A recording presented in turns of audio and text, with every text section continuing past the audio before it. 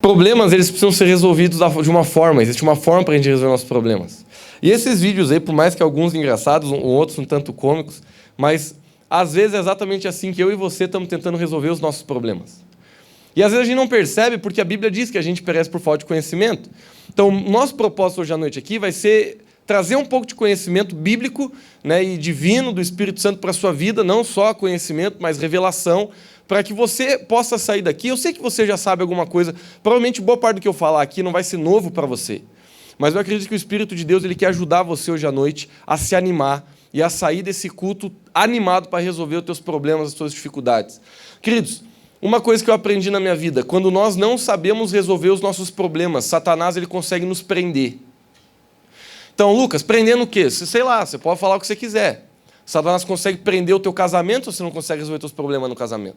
Satanás consegue prender a tua vida financeira se você não consegue resolver teus problemas financeiros. Satanás consegue prender o teu coração se você não consegue resolver teus problemas de relacionamento e de falta de perdão. Todas as áreas onde nós temos dificuldade de resolução de problema e conflito são áreas onde Satanás ele vai conseguir nos prender e muitas vezes, porque não sabemos resolver problemas, adivinha, Satanás inclusive nos tira do caminho da fé, nos desvia da palavra, nos desvia do caminho de Deus. Então, resolver conflitos, querido, é uma coisa muito importante. A gente deveria ser especialista em resolver problemas, porque todo mundo tem. Quando eu perguntei aqui, ei galera, quem tem problema? Todo mundo levantou a mão. E uns, assim, ainda levantaram meio sarcástico, né? Dizendo, né? Você está com 10, 15, 20 problemas. Problema a gente tem, é de toda a natureza. E a Bíblia, queridos, ela tem resposta para cada um de nossos problemas. Então, olha para a pessoa que está do seu lado, olhe para ela e diga assim, hoje eu vou aprender com você a resolver meus problemas. Fale para ela. Hoje nós vamos aprender a resolver os nossos pepinos.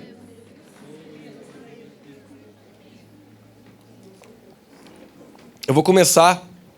Eu não quero me demorar, a gente tem ceia, mas eu quero começar com Mateus capítulo 17, versículo 20. Abra lá comigo, fazendo um favor. A gente vai ler esse versículo. Eu vou ler, tá? Eu vou falar aqui, enquanto eu falo, vai ser colocado ali, tá? Mateus 17, 20. Pois em verdade vos digo que se tiverdes fé, como um grão de mostarda, direis a esse monte, passa daqui para lá, e ele passará. Nada vos será impossível. Quer dizer, esse versículo ele é maravilhoso.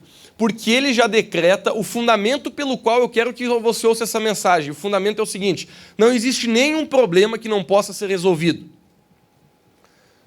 Fala comigo, não existe nenhum problema que não possa ser resolvido. Eu não sei como que você vê essa frase, mas às vezes a gente tem algo dentro de nós que diz o contrário. Eu tenho certeza, tá? Eu não estou falando para todos aqui, mas eu tenho certeza que para alguns aqui, a frase que está percorrendo a tua cabeça sobre determinada situação é isso aqui não tem jeito. Nunca vai mudar. Isso aqui não tem jeito. Isso aqui não tem jeito. E essa é uma mentira de Satanás que eu quero quebrar de cara aqui na tua vida. Coloca a mão no teu coração, vamos lá. Diz assim, todos os meus problemas, eles têm solução. Talvez você esteja aqui e você diga assim, Lucas, mas eu estou numa depressão faz 15 anos. Querido, essa depressão tem solução. Talvez você esteja num endividamento financeiro já faz 5 anos e o juro está aumentando. Eu quero te dizer que tem solução para isso aí. Talvez você esteja com um problema familiar de ordem de casamento ou de filhos que você diga assim, rapaz, eu já perdi a esperança.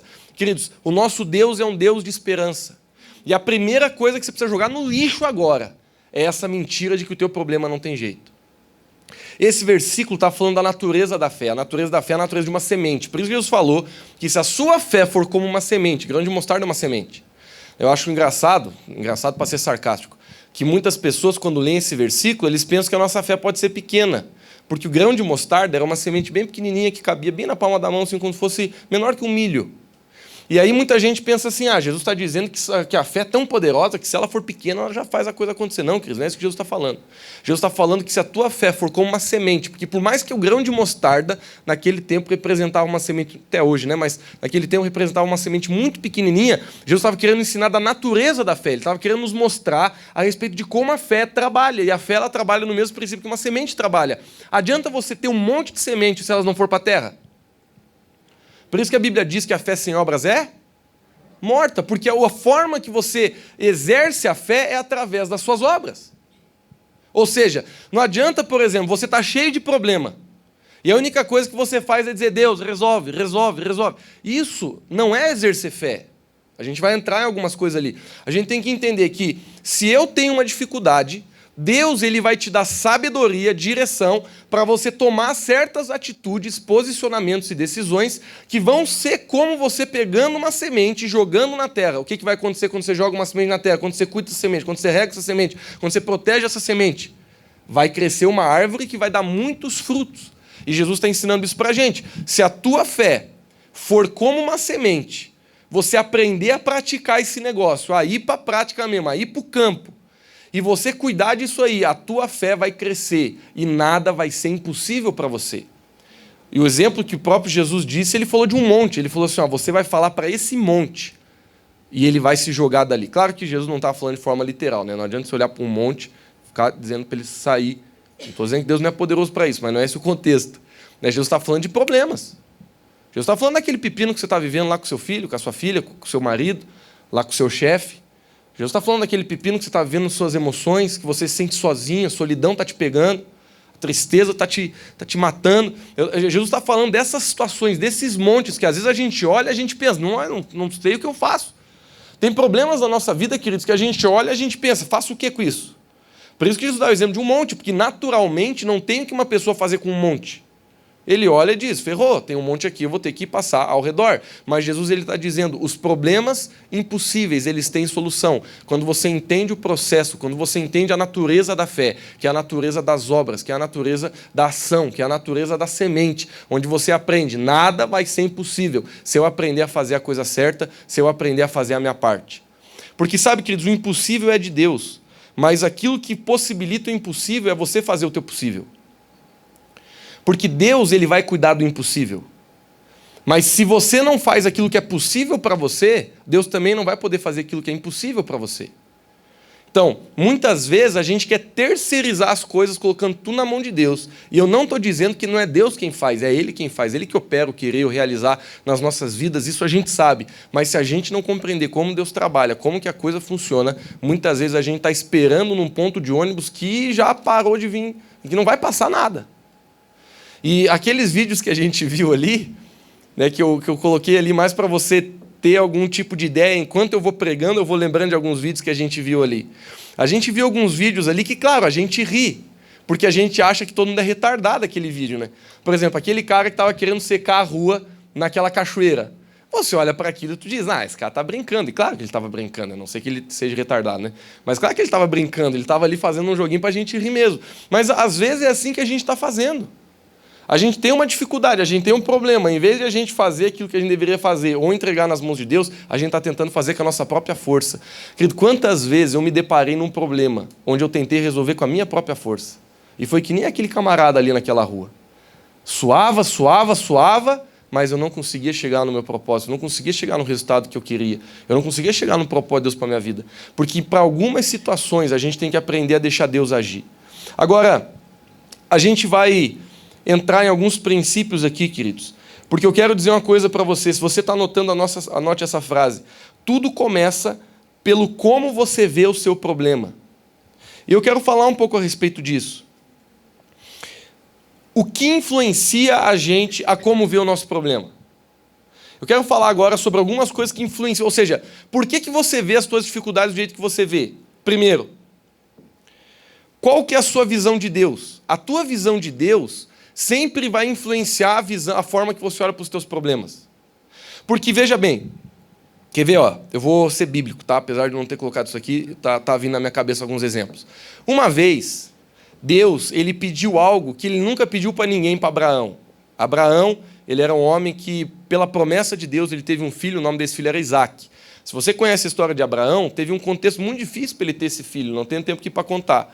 Mas tem um momento, quando Isaac tinha seus 17 anos de idade, ele chegou e disse assim, Deus, né, falou para Abraão, Abraão, pega o teu filho, teu único filho, sobe no monte do sacrifício e lá você vai entregar ele para mim.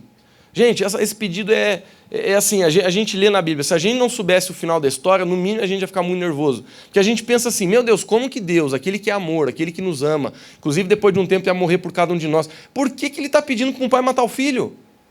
E a gente entra quase em parafuso. E aí, de repente, a gente sabe que Abraão, muito obediente, ele pega o seu filho Isaque, a Bíblia, né, dá a entender que era uma caminhada de praticamente uns 3 dias até chegar no lugar de sacrifício. E no meio do caminho, o Isaque, que não era muito velho, mas também novo não era, ele se ligou que tinha alguma coisa errada, né?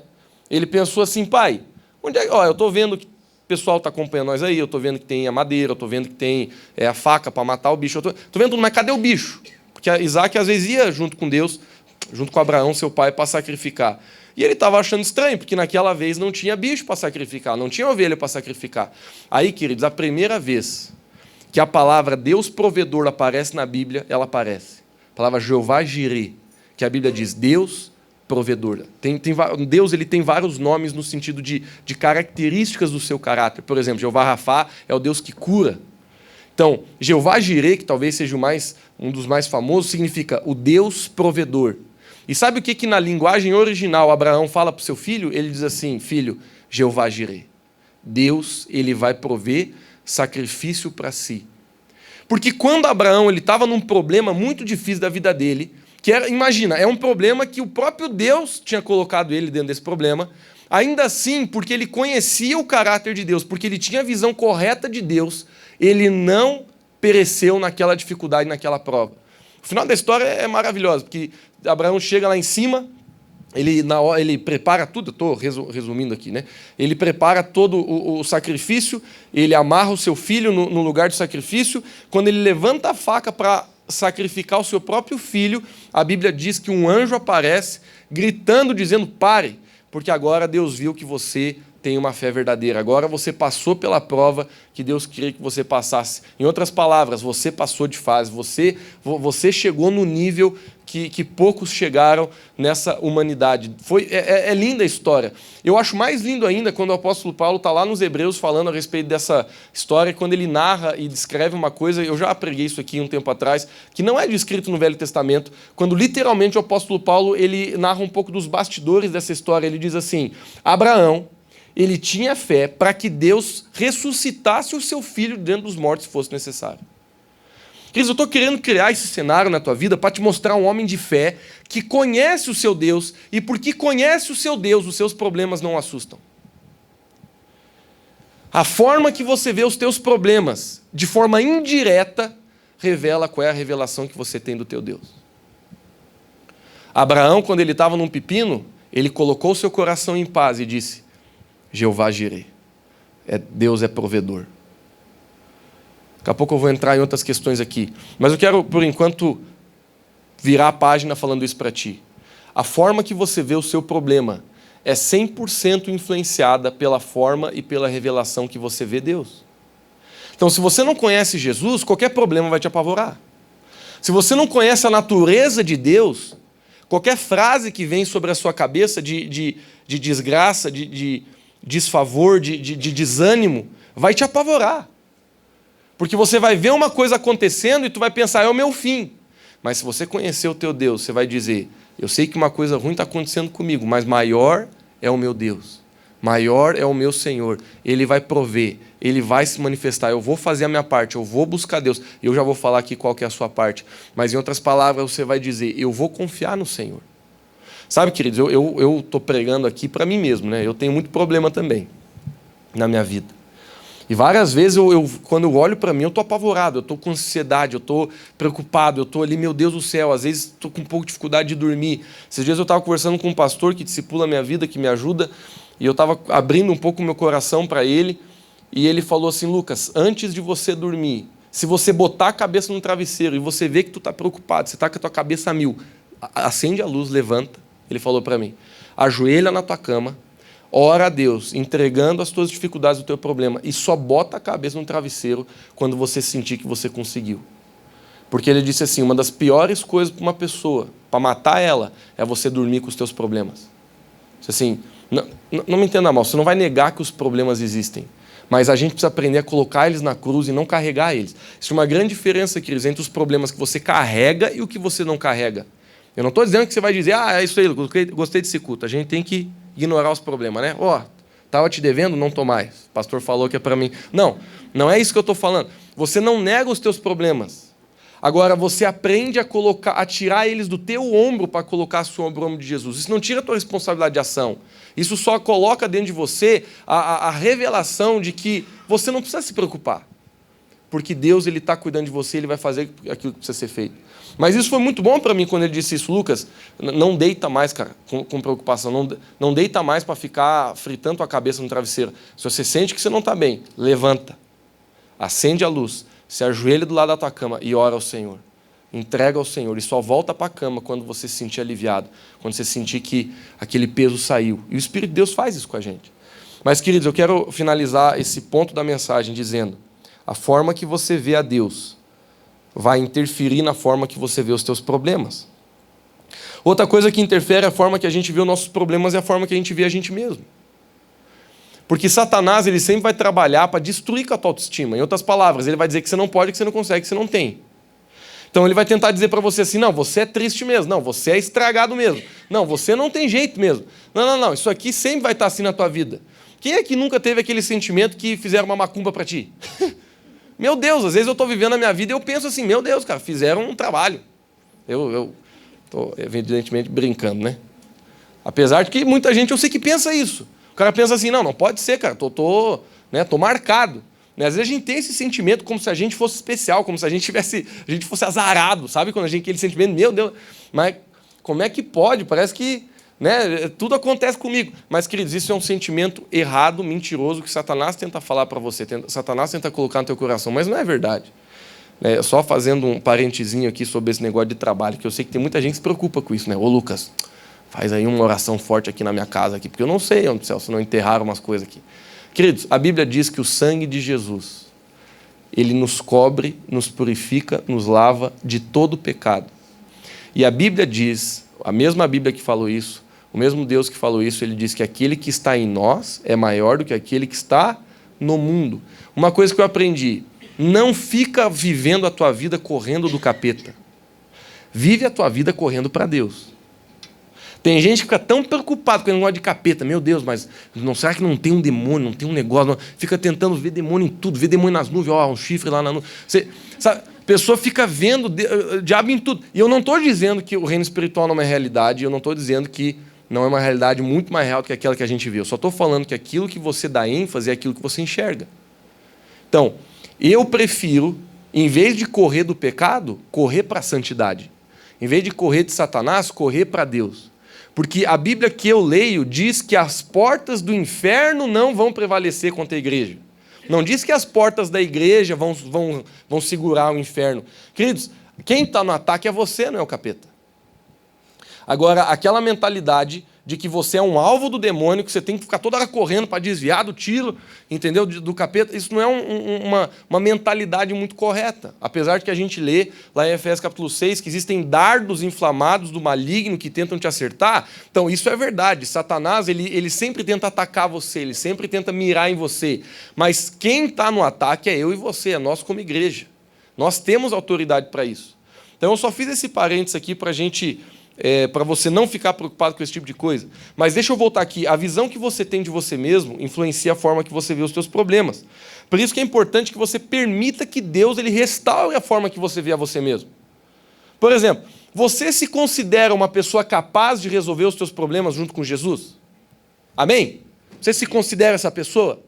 Eu falei junto com Jesus porque tem coisas que sozinho a gente não consegue mesmo. Mas a primeira coisa que você precisa aceitar para dentro de você é: eu sou capaz. Porque Jesus me faz capaz. Coloca a mão no seu coração, uma voz bem firme, e diz assim: eu sou capaz, porque Jesus me faz capaz. Terceiro, nosso discernimento sobre o motivo pelo qual aquilo está acontecendo. Isso também influencia a forma de a gente ver o problema. Deixa eu te explicar um pouco melhor desse ponto. Porque muitas vezes, querido, nós estamos em problemas porque Deus nos permitiu e muitas vezes até gerou aquilo para nos amadurecer. A gente acabou de ouvir a história de Abraão. Não foi Satanás que pediu para Abraão matar o seu filho. Foi o próprio Deus. E eu sei que, se a gente entrar nessa teologia para tentar descobrir os problemas que Deus que está causando na nossa vida, a gente pode até se confundir um pouco mais se a gente não fazer isso com o tempo necessário. Mas o que eu quero dizer para ti, queridos, é que Deus ele ama tanto você que Ele precisa que você cresça. que você amadureça, porque senão você não vai chegar onde Ele quer que você chegue. E não necessariamente porque Deus Ele quer que você chegue em algum lugar, mas é porque Ele ama você e Ele tem um propósito maravilhoso para a sua vida. Em outras palavras, se você não se permitir crescer, você sempre vai ser uma criança. E criança não tem responsabilidade, criança não tem autoridade, criança não faz nada de importante. Por quê? Porque criança foi designada a brincar e ficar consumindo o nosso dinheiro. E é isso que um cristão é quando ele não cresce. Quem tem filho deu uma risadinha. Criança é assim, então, quando você quer fazer coisa importante, você quer cumprir o teu propósito, você precisa o quê? Amadurecer. E muitas das coisas que Deus vai fazer na sua vida podem parecer um problema, mas não é. É Deus colocando você numa situação onde Ele pode te amadurecer. Bom, às vezes Deus Ele nos coloca em algumas situações, mas às vezes o diabo também nos coloca em algumas situações. Por exemplo, a Bíblia fala, Jesus Ele ensinou a gente a orar pedindo para que Deus nos livrasse da tentação, do malamém. Vocês conhecem a história do malamém? Já ouviram a piada do malamém? Então não vou contar. Mas tem um malamém na Bíblia, né? Que tinha o Spider-Man, tinha o Batman não dá, né? Batman, eu ia falar. Tem o Superman, tinha o malamém, o Joãozinho no colégio. Aí pergunta, agora eu já falei o final da piada, né? Aí a professora falava assim, quem aqui fala aí de quem que você tem medo? Aí um falava assim, eu tenho medo do Superman, professor. Por quê? Não, ele é estranho, azulzão, aquela cueca por cima da calça, eu não acho legal. Aí você, de quem que você tem medo? Eu tenho medo do Spider-Man. Mas por quê? Meu Deus, aquele zoião, aquela coisa mais estranha. De repente o Joãozinho, né, que é o terror. E você, Joãozinho, de quem que você tem medo? Eu tenho medo do malamém. Aí a professora, mas por quê? Eu não sei, mas todo dia minha mãe ora lá na hora de almoçar e nos livra do malamém. Vou brindar essa daí falando. Jesus Ele ensinou a gente a orar pelo malamém. Ele falou assim, nos livra da tentação. Na oração do Pai Nosso, quando Ele estava ensinando a galera a orar. Então, o que é a tentação? A tentação é aquilo que Satanás coloca no seu caminho para que você caia. É uma pedra que muitas vezes você percebe e muitas vezes você não percebe. Tem gente que só percebe a tentação depois que o nariz já está no chão. Mas Jesus Ele quer que você seja uma pessoa de discernimento para que você se proteja e para que você vença a tentação. Tentação tem de todo jeito, né, gente? Tem tentação sexual, tem tentação moral, tem tentação financeira, tem tentação na boca, tem tentação nos olhos, tem tentação na cabeça, tem tentação para dar vadeira nas costas de gente. Nós temos tentação de tudo que é tipo e ordem. Então, muitas vezes, Satanás ele vai tentar gerar um problema na tua vida. E é importante que você discirna isso. Agora, vamos aqui para a situação que talvez seja um pouco mais... Será que não é você que está causando teus problemas? Por exemplo, se você, toda loja que você passa, tu vê um vestidinho, tu não se aguenta, tu compra. Aí tu já está com 5 crediários, não está dando conta de pagar, você ganha 1.000 pila, uns crediários são de 2.000. É Deus que fez isso? É Satanás? Não, ele está dizendo assim, sai fora, não é eu.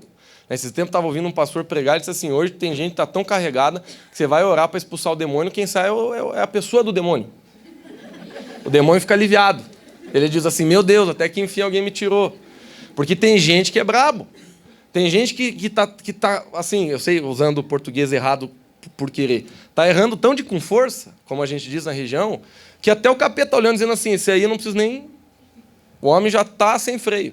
Então, muitas vezes, gente, eu e você estamos vivendo problema que a gente mesmo cavou. Eu, olhando para a minha vida, meu Deus, às vezes eu olhei e falei assim, nossa... Porque sabe que o crente é complicado, né? Ele quer terceirizar tudo, né? É tudo, ele quer terceirizar o vizinho. Não, isso aqui é a minha mulher, meu vizinho, meu parente, meu chefe, isso aqui foi Deus, isso aqui foi o capeta, mas nunca é ele. Agora, vamos ser sinceros, gente. Aquela sinceridade aqui, que estamos aqui nesse culto hoje à noite, tem muito buraco que quem cavou foi tu. E muitos problemas, eles vêm do acaso. Por exemplo, eu gosto de falar isso porque é uma coisa bem simples. Às vezes você está dirigindo aqui na avenida, tu foi mexendo no celular e tu achou a traseira de outro carro aí. Tu tá com um pepinão, porque você bateu atrás, tem que pagar, tu sabe como é que funciona a lei. Tu tá ralado. Porque você tá sem dinheiro para pagar o teu carro, você não tem seguro o carro da frente. Então, esse não é um problema que Deus fez, que Satanás fez, não é nem um problema, digamos assim, que foi... Não vamos nem dizer que foi um erro teu, apesar de que foi. Mas tem coisa que acontece na vida, gente. Por exemplo, sei lá, cai uma chuva aí e alaga a tua casa. Não adianta querer ficar culpando. Tem coisa que é do acaso. A Salomão, no livro de Eclesiastes, ele falava que a gente está debaixo do mesmo sol, minha gente. O sol ele nasce para o justo e o sol nasce pro injusto. A chuva ela cai para o justo e a chuva cai pro injusto. Então eu sei que às vezes, eu falo isso com carinho, porque eu já tive esses pensamentos, dentro do nosso orgulho, da nossa soberba, a gente fica questionando por que as coisas acontecem com a gente. Deus, mas eu vou na igreja, eu sou dizimista, eu tento orar, tento fazer o certo, aquela pessoa eu perdoei, eu estou tentando viver nos trinques, e olha só o que aconteceu comigo. A gente tenta de alguma forma querer saber mais que Deus. Só que se a gente olhar qual é a raiz desse argumento, dessa discussão, é uma raiz de orgulho e de soberba dentro de nós. Toda vez que eu estou discutindo com Deus, ou por algum tipo de injustiça, é porque eu não estou tendo discernimento sobre a minha dificuldade. Então, eu quero repetir, tá? É importante você ter discernimento sobre o que causou esse problema na sua vida, porque dependendo da resposta, vai ser uma forma de agir. Então, se você sente, cara, Deus ele quer usar isso aqui, Deus está causando isso aqui na minha vida, você vai entender, eu tenho que corresponder dessa forma. Se você vê o diabo, você tem que repreender, orar e entrar até em guerra espiritual. Por exemplo, queridos, eu quero convidar você para você orar por essa igreja. Quero frear minha mensagem agora para falar uma coisa muito específica para você. Nós hoje estamos vendo uma guerra espiritual muito grande aqui dentro, na área dos jovens. Porque a gente tem visto muitos jovens vir aqui no sábado receber da palavra de Deus. Tem gente mais no sábado que no domingo aqui. A gente está com 2 igrejas. Isso não é bom, a gente está lutando para unificar. Mas a gente está com 2 igrejas. Tem mais jovem aqui no sábado que gente aqui no domingo. Só você ver as fotos de ontem. Então, ontem, queridos, o meu coração chorava aqui com esse microfone na mão. Porque Deus ministrou tão forte aqueles jovens. E Deus me deu uma visão espiritual de que muitos jovens eles estavam presos. E muitos deles estavam presos sexualmente, sendo manipulados por outras pessoas. E muitos outros jovens estavam sendo manipulados, estavam numa prisão emocional. Porque eles estavam em relacionamentos que eles queriam sair, mas não conseguiam. Eles estavam fumando maconha, eles queriam parar, mas não conseguiam. E Deus começou a mostrar isso para mim. Eu comecei a ministrar aquela galera. Meu Deus, um monte de gente começou a chorar. E eu pensei assim, não, vou pedir para a galera que está se sentindo dessa forma levantar a mão, para a galera do staff e a galera que está mais a tempo ir lá orar com a pessoa específica. Não deu. Porque quando eu falei, quem está se sentindo numa prisão, que você quer sair, mas você não consegue, levanta a mão. 70% dos 90 jovens que estavam aqui levantaram a mão. E sabe qual que é a prisão de muitos deles? Os próprios pais. Que não querem que eles venham para cá. Não querem que eles orem, não querem que eles leiam a Bíblia. Não querem que eles estejam na presença de Deus. Por isso que eu digo, queridos, por exemplo, nossa igreja hoje, nós temos um problema. E o problema que a gente está lutando contra é o espírito de religiosidade nessa cidade. Porque muitas pessoas, naquele medo de mudar de religião, medo de mudar de vida, medo de o que meu tio vai pensar, o que meu avô vai pensar. Deus o livre se o meu avô descobrir que eu estou indo naquela igreja em cima do Brasil. É um medo de mudança, é um medo de assumir a identidade em Cristo, que tem calado, que tem freado, que tem segurado muitos jovens de adorarem ao Senhor, de estar aqui no domingo, de crescer com Cristo. E o que em oração eu tenho feito, eu tenho discernido? Que isso é uma coisa que nós precisamos entrar em guerra espiritual contra isso. Quem está entendendo, igreja? Porque existem coisas que Satanás tenta fazer, que Deus revela para que a gente possa tomar um posicionamento. Jesus falou a respeito disso. Uma vez os discípulos, eu já preguei sobre isso um tempo atrás aqui no LT, quem veio. Uma vez os discípulos foram tentar expulsar um demônio, não conseguiram. Eles estavam expulsando um monte de demônio, mas chegou no eles não conseguiram. E os discípulos ficaram muito apavorados, porque eles pensaram, mas por que nós não conseguimos, homem? Que estranho.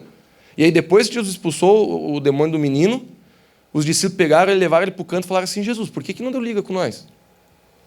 Aí Jesus falou de forma clara, porque existem algumas coisas que só saem com jejum e oração. Jesus estava dando um princípio claro, queridos, que a nossa luta não é contra carne e sangue, mas é contra principados e potestades, dominadores desse mundo, que são demônios, são espíritos malignos, que muitas vezes estão sobre uma cidade, sobre uma nação. Efésios 6 fala de potestades. Potestades não são esses demônios que você vê muitas vezes atormentando uma família, uma casa, uma pessoa. São demônios de alto escalão. Eu não sei como isso funciona, porque eu não sou muito estudioso de demônio, mas existe claramente na Bíblia uma distinção de autoridade espiritual no reino das trevas.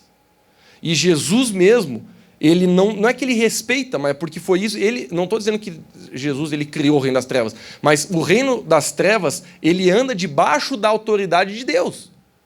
Por mais que seja estranho eu falar isso para você, mas o que eu estou querendo dizer, Satanás não consegue fugir da linha de Deus. Da mesma forma que Deus entra na sua vida, Satanás entra na sua vida. Adivinha pelo quê? Pelas portas que você abre. Satanás, ele não faz nada na sua vida que você não permitiu, da mesma forma que Deus não faz. Agora, quem que criou isso? Foi Satanás ou foi Deus? Foi Deus. Ele que falou, ele disse assim, ó, Satanás, essas aqui que são as regras espirituais, você tem que andar nelas. Agora, finalizando o que eu estou querendo dizer, queridos, quando a Bíblia, ela narra e ela fala de autoridade espiritual no reino das trevas, a Bíblia também diz que ninguém deve orar sozinho por essas coisas, mas a gente deve orar como igreja por essas coisas. Eu não estou dizendo que você não pode orar no seu quarto sozinho. O que eu estou falando é que tem que ter uma revelação num corpo para que a gente entre em guerra contra potestades que estão sobre a nossa cidade. Você está aqui provavelmente há mais tempo do que eu. Eu estou aqui há quase 7 anos.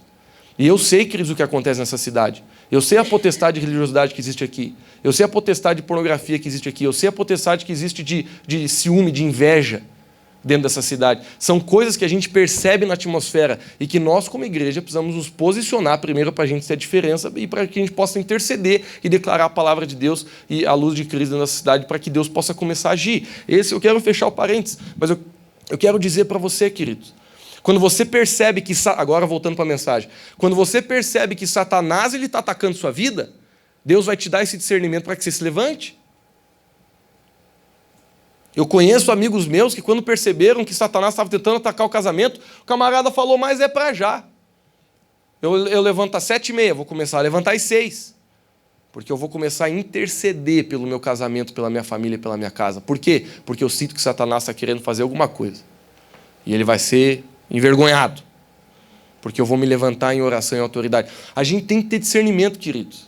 A gente não pode viver dentro daquele evangelho Nutella, que a gente acha que é só vir na igreja, pastor, orar por mim, faz aquela oração tudão, pastor. Aquela sim, que protege, que livra, que... Queridos, não existe isso. Quem é responsável de viver uma vida abençoada é você. Não estou dizendo que não é importante uma oração, não estou dizendo que uma pessoa não pode te abençoar, não estou dizendo que não possa existir uma transferência de bênção sobre a sua vida, porque isso é bíblico. Jesus mesmo abençoava as pessoas. Mas isso não nos tira a responsabilidade de buscar e viver uma vida num caminho que a bênção já está lá. Então, voltando bem para a mensagem agora, quando você discerne que Satanás está dando os pulos dele, você tem que dar os teus. E o que eu vejo que acontece é que Satanás ele começa a meter coisa na tua cabeça, começa a te desviar da igreja, começa a te botar em lugar onde não deve. Aos poucos ele começa a fazer isso. Se você não percebe o que ele está fazendo, qual é o próximo passo, você vai se distanciar, você vai cair, você vai enfraquecer, você vai desanimar. E quando você estiver lá embaixo, você pensa, mas homem, como é que eu cheguei aqui? Mas se você tivesse tido discernimento para você abrir os teus olhos no momento que você deveria abrir, você não teria caído. É assim que funciona, meu querido. Então, eu quero falar rapidamente, a gente vai finalizar. Eu tenho o alvo de finalizar aqui em no máximo 15 minutos. Passos para lidarmos com os nossos problemas. Eu vou falar 6. Se você está anotando, anote aí, porque agora a gente vai para a parte final da mensagem, a gente vai para a parte prática da mensagem, ok? Então vamos lá. Primeiro, confie e entregue seus problemas para Jesus. Lá em Mateus 11, 28, 30 diz assim, ó, vinde a mim, todos que estáis cansados e oprimidos, e eu vos aliviarei. Tomai sobre vós o meu jugo, e aprendei de mim, que sou manso e humilde de coração, e encontrareis descanso para a vossa alma, porque o meu jugo é suave e o meu fardo é leve. Lá em Salmo 18, 2, diz assim, ó, o Senhor é a minha rocha, a minha fortaleza e o meu libertador. O meu Deus é o meu rochedo, em quem me refugio. Ele é o meu escudo e o poder que me salva, a minha torre alta. Queridos, esses 2 versículos, eles estão descrevendo de forma poderosa o cuidado de Deus sobre a nossa vida. A primeira coisa que você deve fazer quando um problema bate na tua porta é você pegar ele e entregar para Jesus. Eu volto a dizer, você não está se esquivando de responsabilidade, tá? Os próximos passos aqui vão ser bem práticos. Mas a primeira coisa que deve fazer é aquilo que Mateus 11 está dizendo. Jesus ele faz um convite. Ei, vem para mim todo que está cansado e todo que está sobrecarregado. Queridos, eu e você, presta atenção nessa frase, ela é muito importante e libertadora. Você não foi feito para carregar peso algum.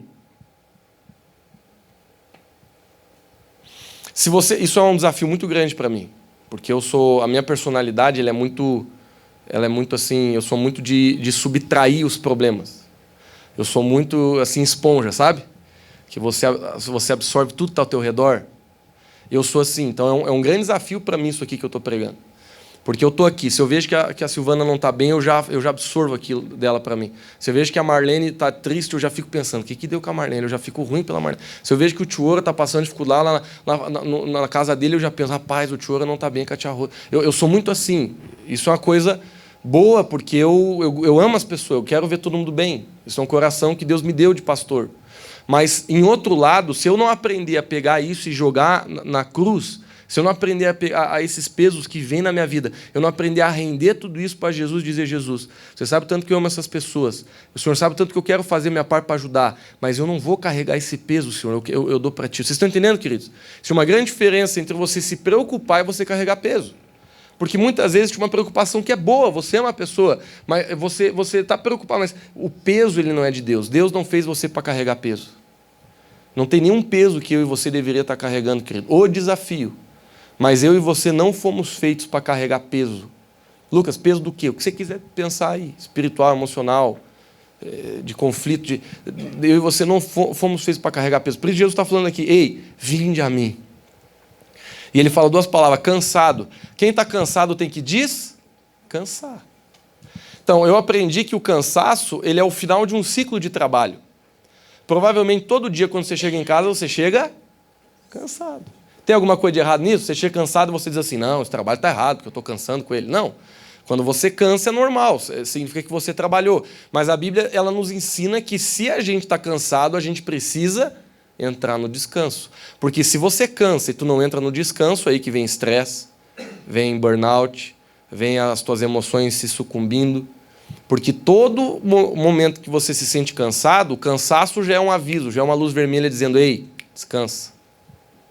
Agora, a segunda palavra que Jesus descreve aqui é a palavra sobrecarregado. E sobrecarregado é totalmente diferente de cansado. Sobrecarregado é algo que está carregando mais peso do que deveria. Ou seja, é alguém que está carregando um peso que não deveria estar carregando. Então é a mesma coisa que você vê, por exemplo, assim, eu gosto desse exemplo porque é bem prático. Você tem um carro, uma picape que pode carregar 1 tonelada, mas você coloca 5 em cima dela. O que vai acontecer? Vai se quebrar tudo. Então, muitas vezes, a gente está carregando peso desnecessário. O que Jesus manda? Tira. Porque quando você está sobrecarregado, não adianta descansar. Quer ver? Olha para mim aqui, gente. Não precisa levantar a mão, tá? Eu vou perguntar só para...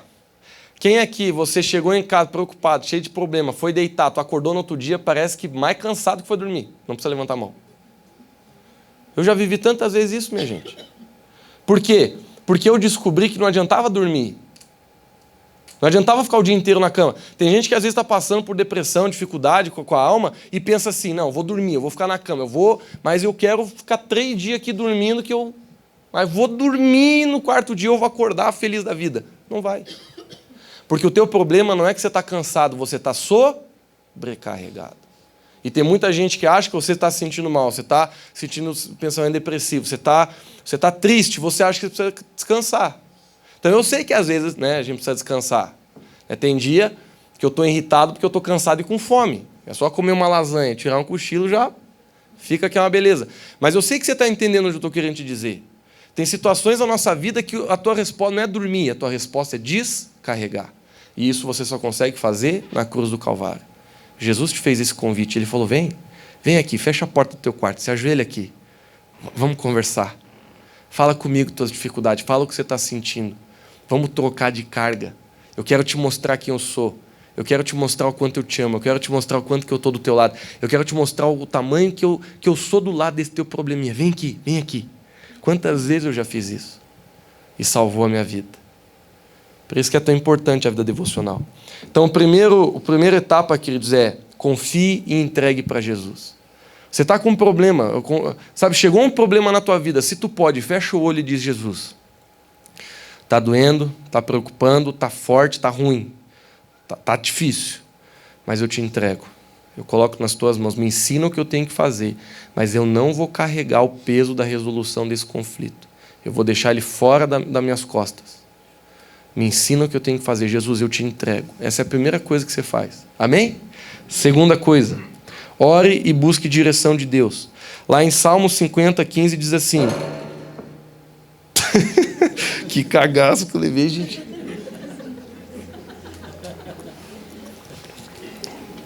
Sinal que a mensagem está boa. Alguém mais? Vocês levaram também? Nossa, eu pensei agora, alguém abriu ali e veio correndo. Ore e busque direção de Deus. Salmo 50:15 diz: clame a mim no dia da angústia. Eu o livrarei e você me honrará. Ô minha gente, olha aqui para mim. Davizão velho passou por uns pepino roxo. Pepino velho grosso. E se ele mesmo está dizendo que vai ter o dia da angústia, por que eu e você, a gente acha que... Tem gente que pensa que vida feliz é vida sem problema. Onde? O problema é que a gente não lê a Bíblia. Felicidade não tem a ver com a ausência ou não de problemas.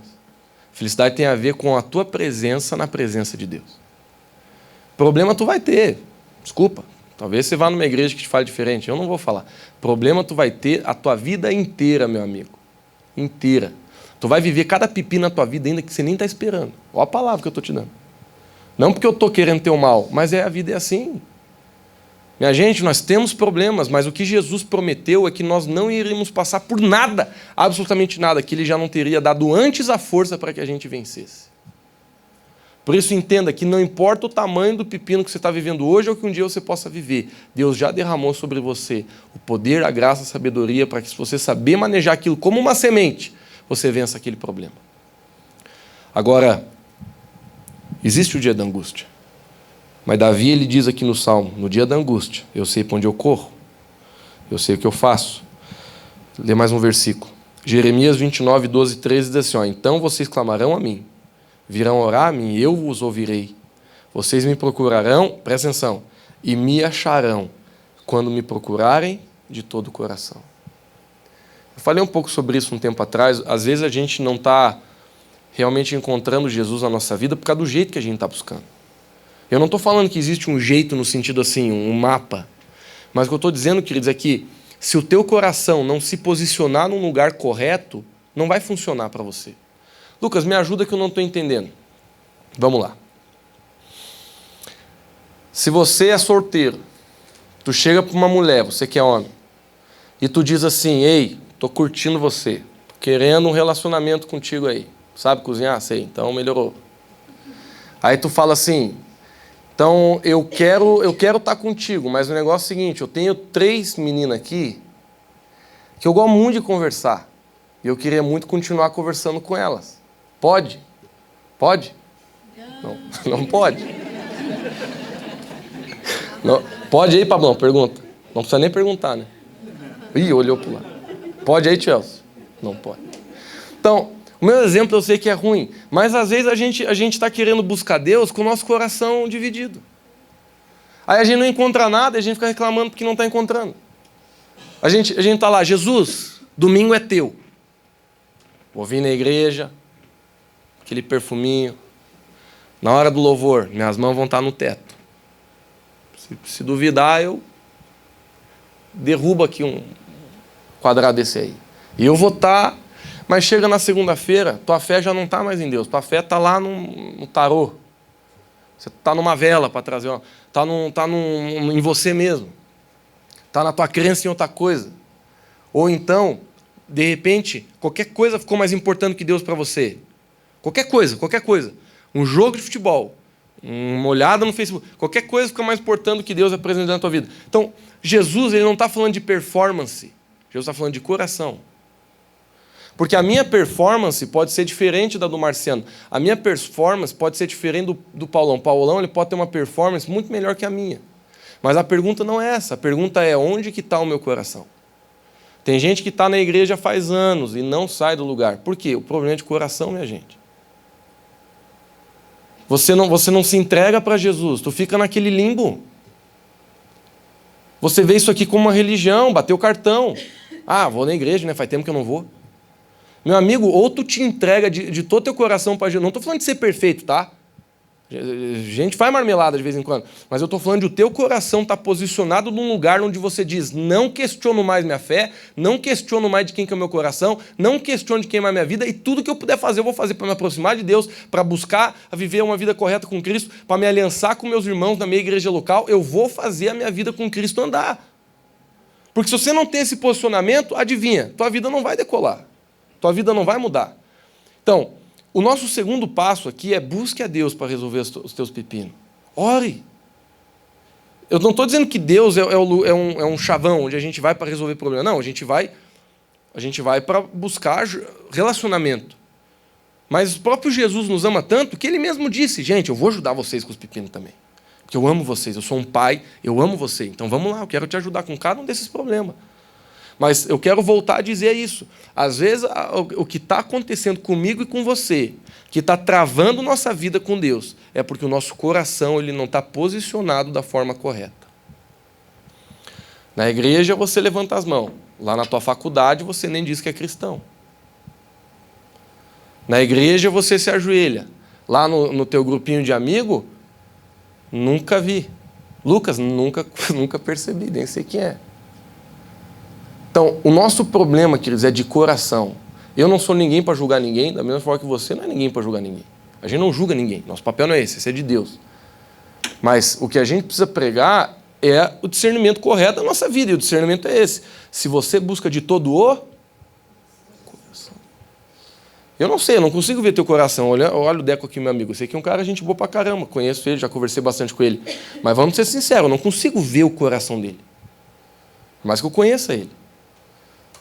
Você tem um marido e você tem uma esposa, você conhece a pessoa como ninguém, mas ainda assim tem coisas que você não consegue ver dentro dela. Só Jesus consegue ver o nosso coração, e a gente ainda precisa da ajuda dele para enxergar o nosso às vezes. Mas eu finalizo esse segundo ponto com isso. Se a gente não está disposto a se entregar, muitas vezes as respostas não vão vir. Então, ore e busque direção de Deus. A oração, a Bíblia diz assim, é um versículo que estou puxando na mente agora, não está nas minhas anotações, que a oração do justo pode muito em seus efeitos. A Bíblia diz, vocês não têm porque não pediram. E se pediram, muitas vezes pediram mal. O que é pedir mal? Você está pedindo com o teu coração em vez de pedir o coração de Deus para pedir com Ele. Entendeu? Porque, olha só, quando a Bíblia diz assim, ó, ore em nome de Jesus. Orar em nome de Jesus não é você ter assim um chavão para dizer tudo no final de oração, em nome de Jesus, amém. Eu sei que tem gente que, não estou criticando isso, mas tem gente que toda vez que vai orar finaliza assim, né? Em nome de Jesus, amém. Então, mas o que é em nome de Jesus?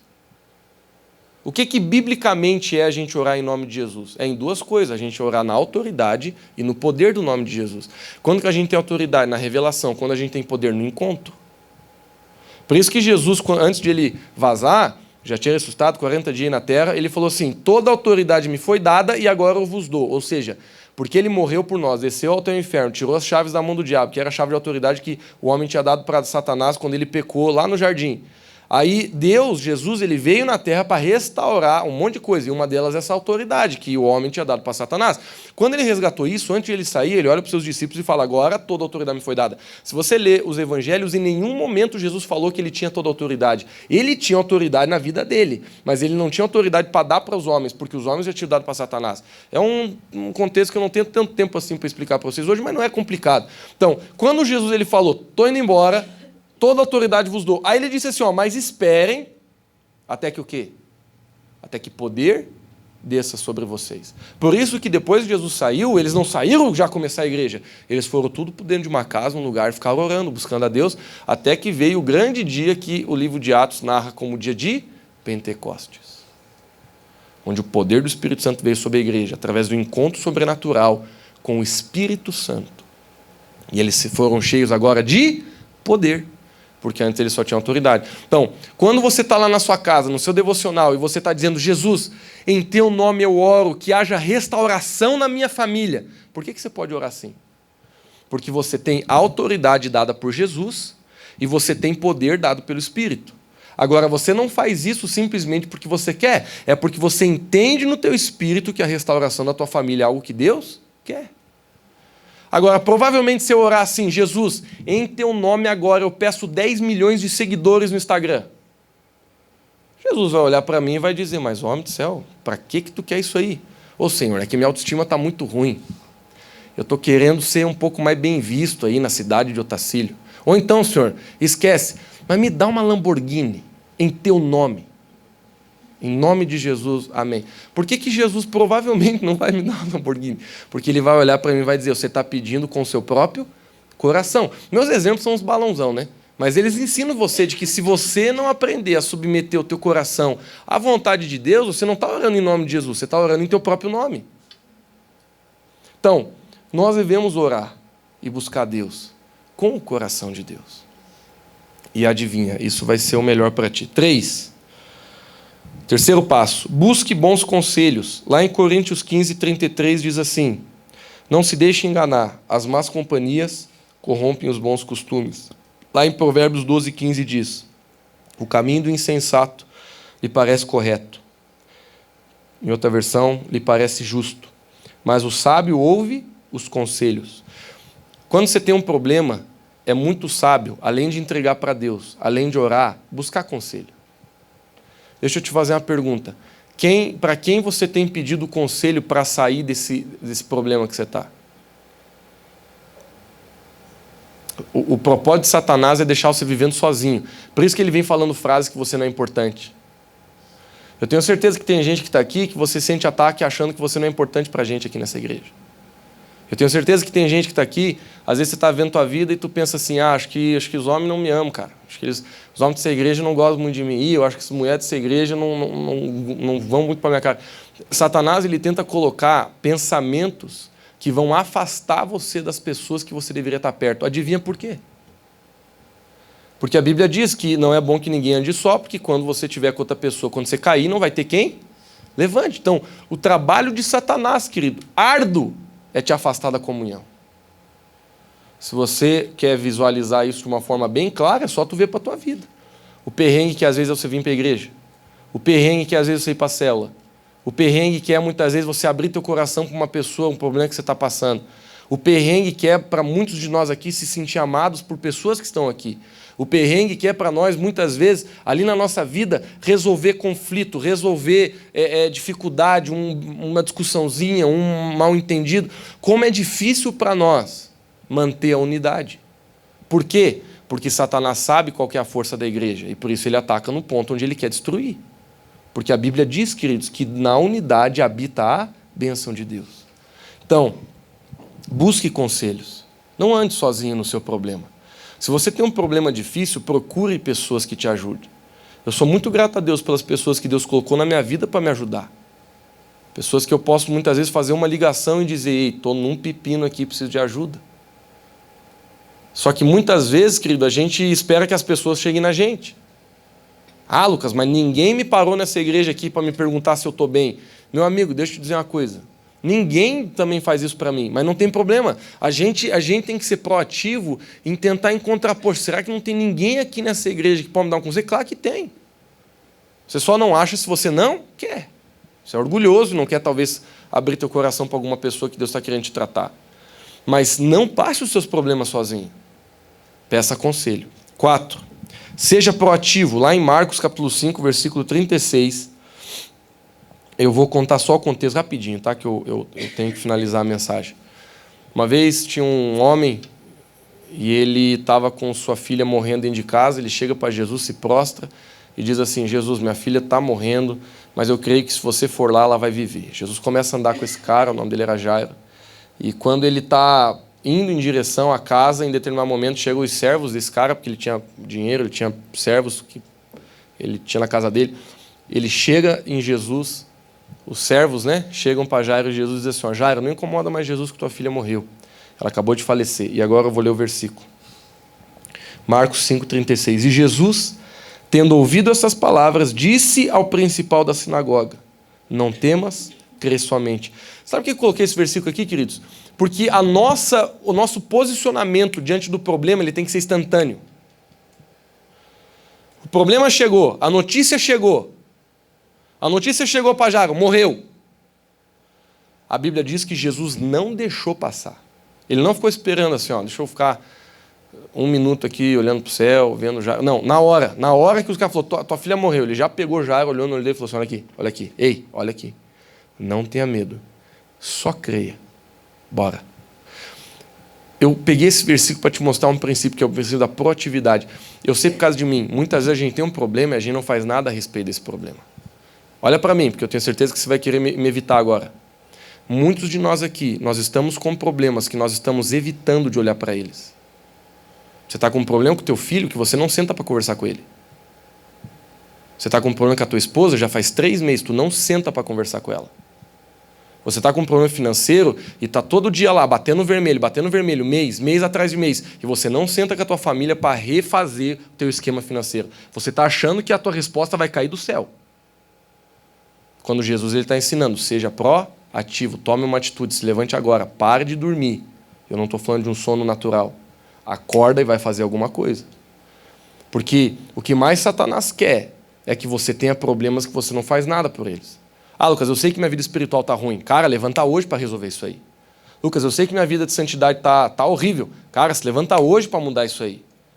Eu sei que meu compromisso não está grande assim. Se levanta hoje para resolver isso aí. Não fica protelando, queridos. A Bíblia diz, hoje é o dia da salvação. Não é ontem, não é amanhã, é hoje.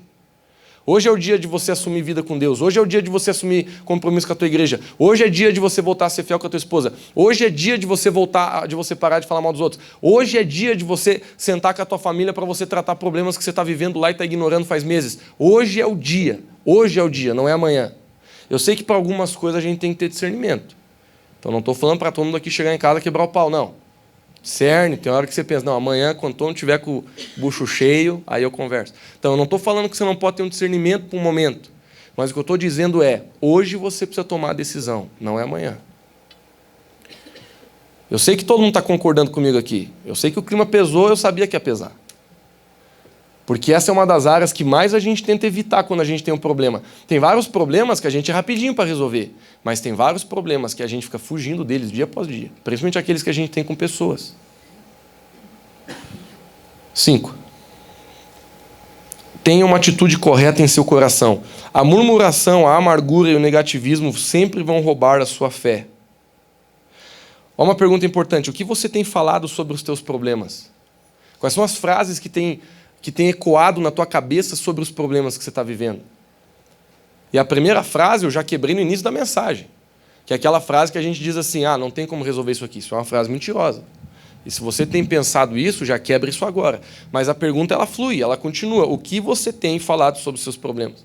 Eu gosto muito de uma história que está em Números, capítulo 13 e 14, nesses 2 capítulos, eu não vou abrir, não tem tempo, mas Moisés ele manda 12 caras espiar a terra inimiga que eles estavam querendo conquistar. E a Bíblia diz que 2 caras, dos 12, somente 2 vieram falando coisa positiva, que foi Caleb e Josué. Mas a Bíblia dá mais ênfase a Caleb. E a frase que é dita sobre esse homem, dizendo assim, porque Caleb teve outro espírito. Em outras palavras, o que todo mundo não conseguiu ver, ele viu, porque ele não via com os olhos naturais, ele via com os olhos da fé. Quer dizer, eu e você precisamos aprender a olhar a nossa vida com os olhos da fé. Deixa eu te ensinar isso de forma bem prática. Ontem, eu vi vários jovens aqui que eu sei que estão envolvidos em coisas pesadas. Pesadas. Jovens de 14, 15, 16 anos. Eu não olho para eles pelo aquilo que eles estão fazendo hoje. Eu olho para eles pelo aquilo que eles são em Cristo. E eu sei aquilo que eles vão se tornar em Cristo. Eu sei o que eles estão fazendo hoje. Mas eu sei quem eles são nos olhos do Espírito. Você pode estar com um problema dentro da tua casa. Você olha para o teu filho e diz assim, meu Deus, meu filho é rebelde, meu filho é o terror, essa geração aí, meu Deus. Não, meu irmão, você está errando. Eu não estou querendo que você negue o que o teu filho está fazendo. Mas o que você tem que declarar e profetizar sobre a vida dele. Eu tenho um filho obediente, eu tenho um filho que é uma bênção. O meu filho é uma bênção de Deus. É consagrado pelo Senhor Jesus. O meu filho é um homem de Deus, uma mulher de Deus. Eu não estou dizendo para você fugir do seu problema, estou falando para você aprender a olhar pelos olhos do Espírito. Lucas, me ajuda porque eu não estou entendendo. Jesus ele tinha um discípulo, o nome dele era Simão. Simão era um cara muito doido das ideias. Ele não era muito certo das cabeças. Ele era muito atucanado, ele era muito sanguíneo, ele era muito emotivo. Um dia estava bem, outro dia estava mal. De repente, um dia, Jesus olha para ele e diz assim, tu és Pedro. Pedro significa pedra, Simão significa caniço. Sabe o que é caniço? Bateu o vento. Sabe o que é pedra? Pode bater qualquer coisa, ela fica firme. Jesus olhou para aquele homem que chamava Simão, não sei se você sabe, mas o nome de Pedro não era Pedro, era Simão. Foi Jesus que mudou o nome dele. Jesus olha para ele e diz assim, você não vai mais ser chamado Pedro, porque o que eu vejo em você não é um caniço que muda com o tempo, mas é um homem firmado no Espírito. Eu vejo você como uma pedra. E Pedro foi um dos principais apóstolos que edificaram a igreja no primeiro século. Então, queridos, A gente é chamado como igreja a olhar para essa cidade, a olhar para a nossa família, a olhar para os jovens da cidade como Jesus vê, da mesma forma que a gente deve aprender a olhar para os nossos problemas. Eu sei que o problema está lá, mas começa a declarar vida sobre aquele problema. Começa a declarar esperança sobre aquele problema. Começa a declarar transformação sobre aquilo. E agora, finalizando o último. Tenha um plano de ação claro. Todo problema precisa ter um plano de ação. A gente falou de 6 coisas aqui, ó. Vou repetir. Confiar e entregar para Jesus. Orar e buscar direção. Buscar bons conselhos. Ser proativo, não ser parado, mas ser proativo, ter atitude. Ter uma boa atitude, ou seja, não deixar a murmuração, não deixar o negativismo. O que você tem falando dos problemas? E por último, plano de ação. Você tem que ter um plano de ação. Não é só você achar na deriva assim, não, vamos ver o que vai dar. Tenha um plano de ação. Eu sei que para muitas coisas você não consegue ter um plano de ação muito claro. Lucas, é que minha situação é uma situação diferente. Então tudo bem, talvez você não consiga fazer um plano A, B e C. Mas para a maioria dos nossos problemas, querido, por mais que seja um pouco subjetivo, a gente sim consegue fazer um plano. Vou dar um exemplo. Se você está com um problema com alguém na sua casa, pega um papel e uma caneta e pergunte para Jesus, Jesus, o que eu tenho que fazer primeiro? Aí Jesus pode dizer para você, você começa a tratar essa pessoa diferente. A primeira vez que você vê ela, você vai falar tal frase. Ah, tá bom, você anota. O que mais, Jesus? Ó, segundo passo, você vai orar por essa pessoa. Todo dia, 10 minutos. Tá bom, Jesus. Qual é o terceiro passo? Você vai convidar essa pessoa para tomar um sorvete, você vai pagar. Tá bom, Jesus. Eu estou falando coisa que Deus pode falar para você, que não vai falar para mim. Mas é preciso ter um plano. Lucas, eu estou com um plano financeiro. Meu Deus. Você precisa fazer um plano. Problema financeiro, queridos, não fica jogando a Mega Sena, você não vai ganhar. Eu não estou dizendo que você não pode ganhar, mas a mentalidade de jogar para ser próspero é uma mentalidade mundana. A Bíblia diz, trabalhe, meu chefe, para você ter qualquer acudir nesse estado. A mentalidade de jogar em jogo de sorte, eu não vou nem entrar no mérito se é pecado ou não. A mentalidade de você jogar em jogo de sorte é uma mentalidade empobrecida. Porque você está tentando colocar a tua esperança de prosperar um dia na vida na tua sorte.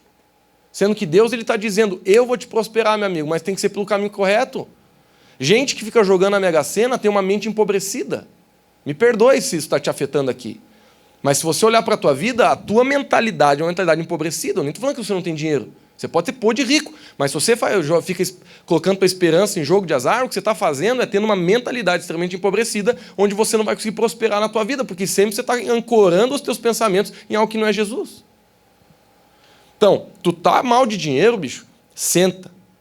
Pega teus números, conhece os teus números, saiba onde é que você está gastando, onde está indo teu dinheiro, onde é que é o ralo, onde é que estão os buracos financeiros da tua casa. Diminui teu padrão de vida se for necessário. Ah, você tem um carro de 50 mil, vende e fica com um de 20, mas paga as tuas contas. Tu tem que ter um plano. Para todas as áreas da nossa vida, querido, que nós estamos em dificuldade, nós temos que ter um plano.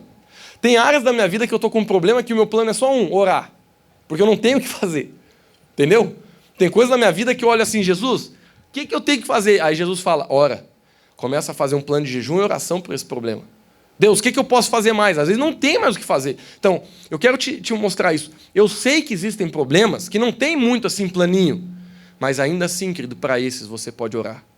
Você pode jejuar, você pode buscar Deus, você pode pedir direção de Deus, você pode mudar a tua mentalidade, você pode ter uma proatividade clara a respeito daquilo que você precisa fazer sobre aquele problema. Amém? Amém, queridos. Eu espero que essa mensagem tenha sido edificante para você. Edificou a sua vida hoje? Levanta sua mão se você foi edificado. Amém. Fique de pé onde você está.